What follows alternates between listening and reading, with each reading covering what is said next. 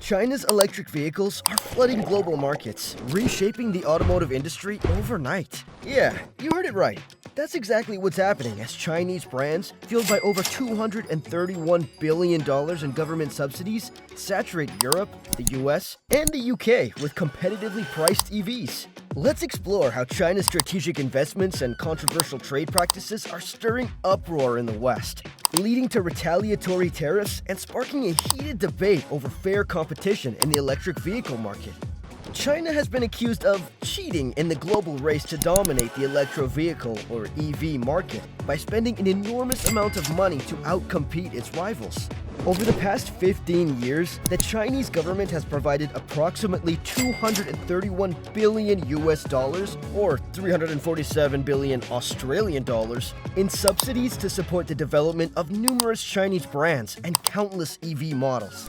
This massive financial support has fueled an innovation and manufacturing boom within the country, enabling Chinese companies to produce an excess of vehicles for international markets.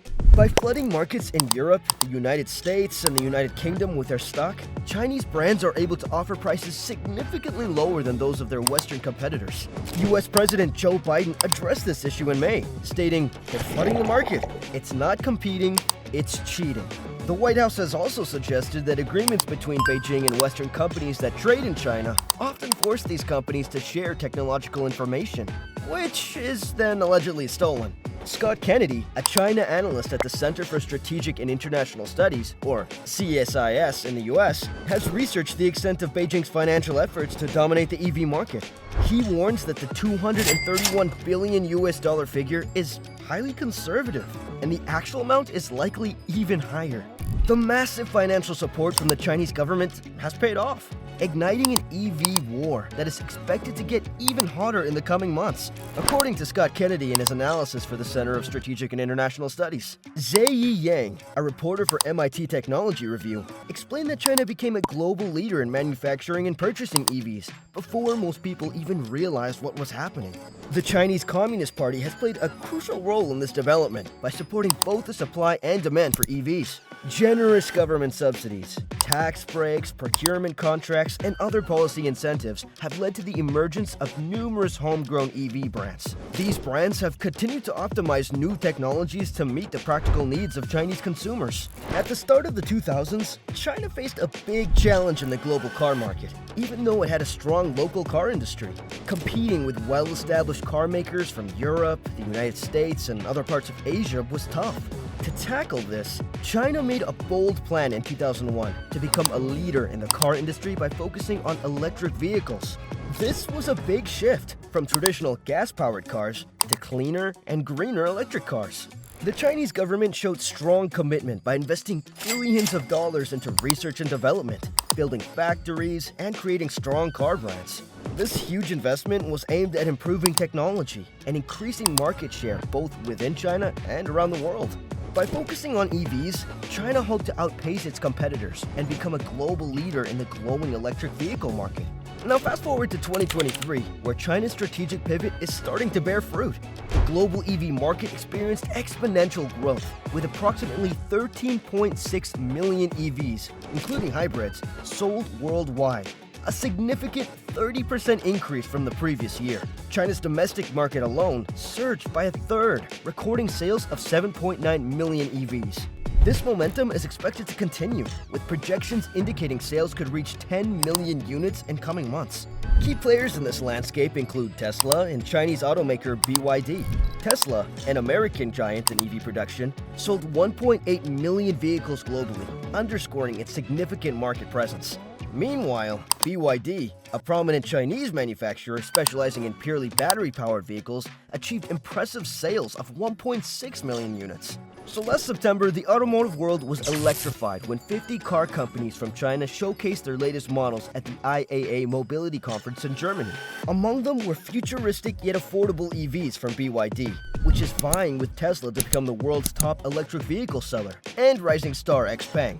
The presence of these Chinese brands was so impactful that Renault CEO Luca De Meo commented on their dominance, stating in a French radio interview, It's clear that they're very competitive in the electric car value chain. I think they're a generation ahead of us. We need to catch up very, very quickly.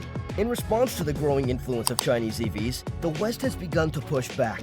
In May, US President Joe Biden announced a quadrupling of taxes on imported electric vehicles from China, raising the rate to 100%. The White House explained, with extensive subsidies and non-market practices leading to substantial risks of overcapacity, China's exports of EVs grew by 70% from 2022 to 2023. A 100% tariff rate on EVs will protect American manufacturers from China's unfair trade practices. Shortly after, the European Union imposed tariffs of up to 48% on Chinese EVs, depending on the brand. An EU statement revealed that a probe into Beijing's practices found that the entire value chain benefits heavily from unfair subsidies. The influx of subsidized Chinese imports at artificially low prices therefore presents a threat of clearly foreseeable and imminent injury to EU industry. Canada is reportedly gearing up to implement similar measures after China flooded its market with electric vehicles last year, causing significant harm to local manufacturers. In 2023, the value of Chinese exports to Canada soared to 2.2 billion Canadian dollars. That's 2.4 billion Australian dollars. A dramatic increase from just 100 million Canadian dollars, or 109 million Australian dollars, the previous year. This surge in Chinese EV imports has put immense pressure on Canadian automakers, prompting the government to consider protective actions to safeguard its domestic industry. Meanwhile, Australia is taking a different approach in response to the influx of Chinese EVs.